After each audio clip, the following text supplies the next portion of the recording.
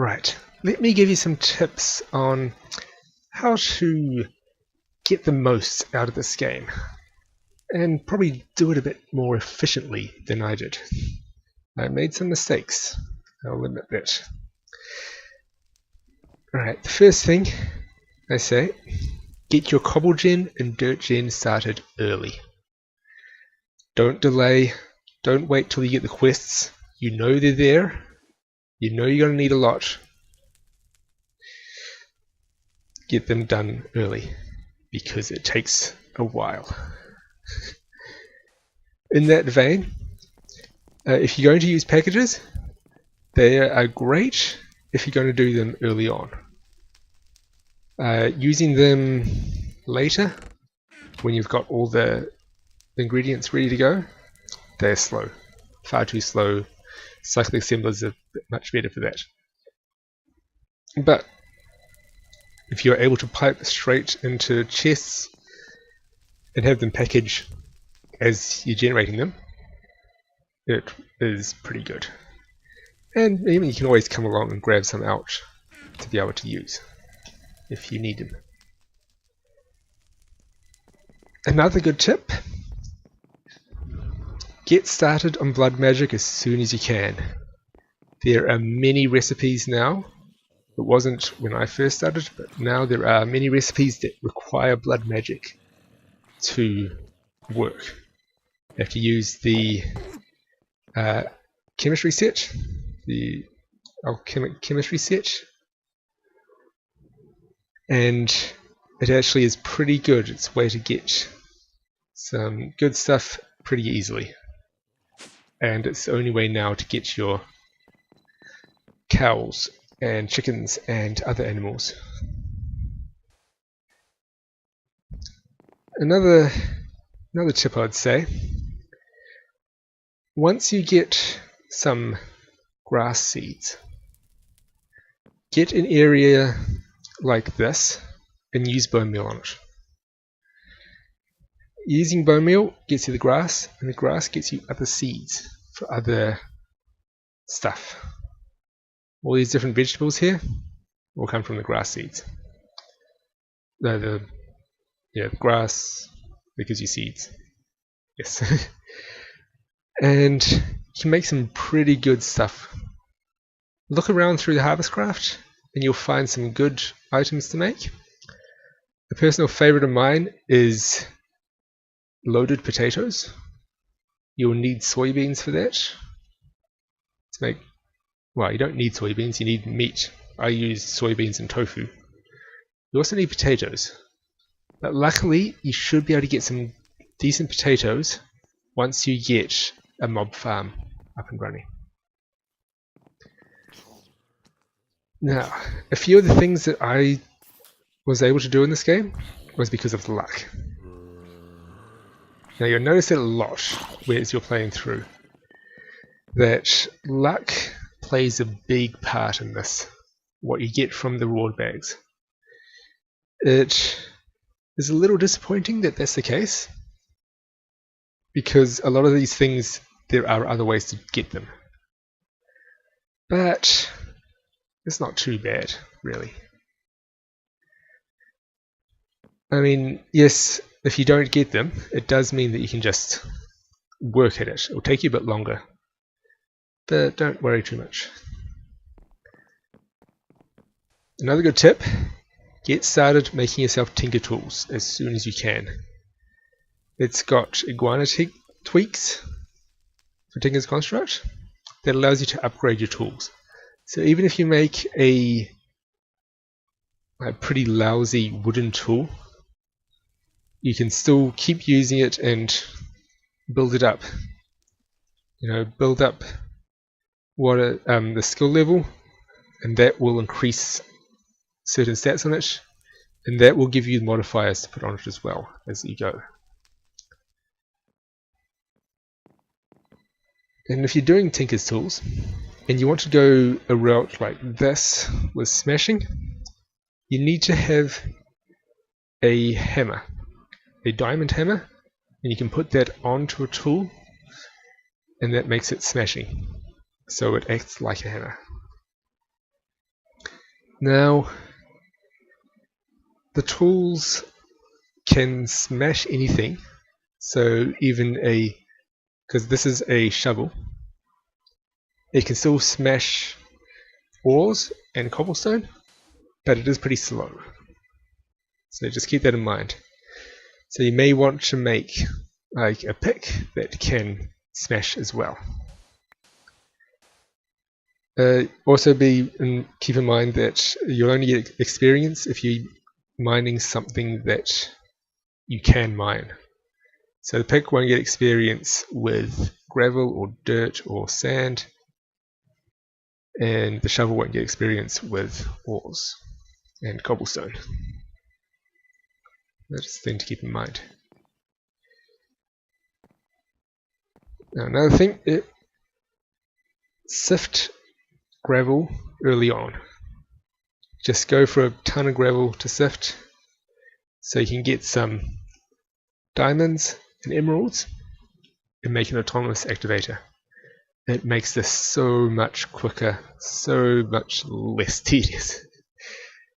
And if you want to automate it fully with a vacuum hopper, I suggest putting it on top because it seems to just pop straight up and into it. Best place for it to go.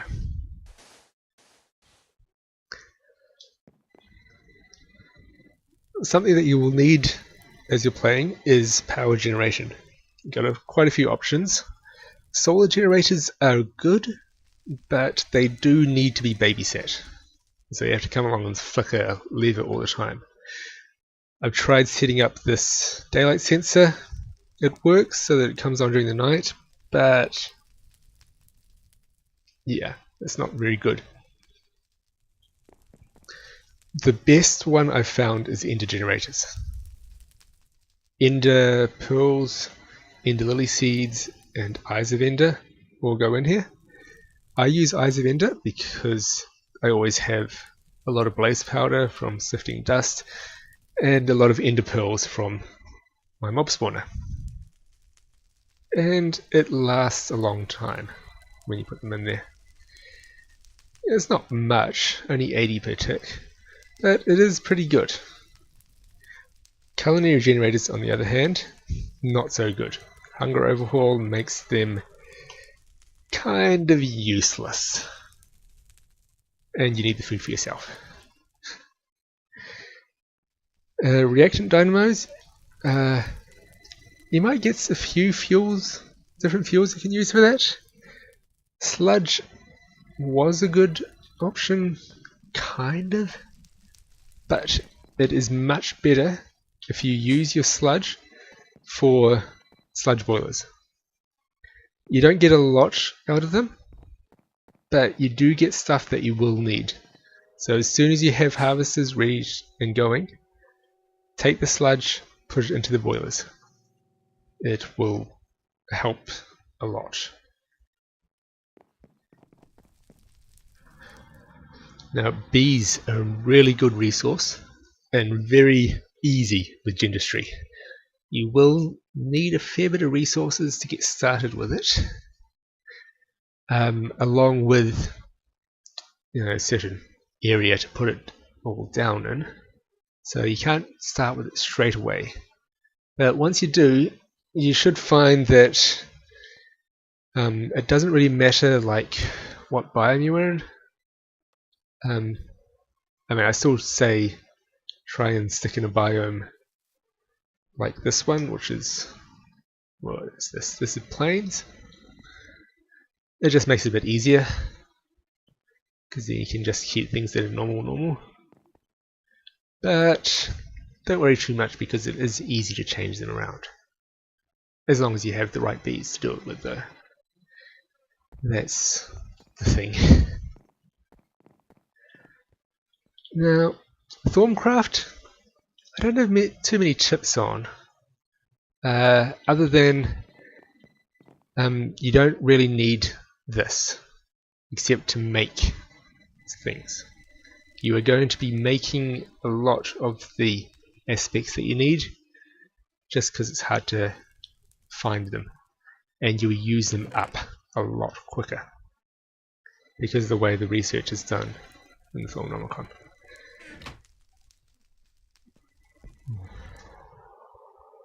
The Nether is a dark and scary place. Well, no, it's not dark. It's still scary. I don't recommend you go in there ever, but there are a few quests that you need to do in there. So, I mean, I suggest waiting until you have really good gear before you go in there. I mean, I went in with my runic stuff. It's pretty good. The runic gear, your bound gear, anything like that, something that's going to protect you and keep you alive. Just diamond armor, that won't cut it. It is a terrible place. Now, on the topic of gear like this, get yourself a jetpack as soon as you can. They are very useful and not that expensive. Okay, maybe they are, but I mean, you can use any of the jetpacks. You don't have to upgrade them in order, and you don't even have to use them. You just make straight for the resonant one. So it doesn't matter if you start off with a low one and build yourself up. The big ones do take a lot of power though, so keep that in mind. Yeah, they actually do have a bit to do. But once you get the resources, go for it. Make yourself a leadstone one. That is helpful as well. Even that. And my final tip for you is use aluminium. It is a useful resource. You can use it for a few things that replace iron, right, as a replacement for iron. So if we look at aluminium, look at the uses, you'll find that there are things in here, things like pistons.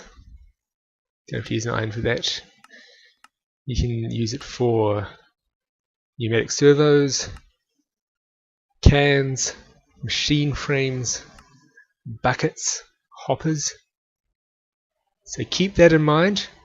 That is something that I really wish I knew at the start, because it's just so useful early game. Anyway, that's about all of my little tips that I have for you. I hope if you decide to play this that you'll enjoy it. I also hope that you enjoyed watching me play it, even if I did have to cheat a fair bit at the end there.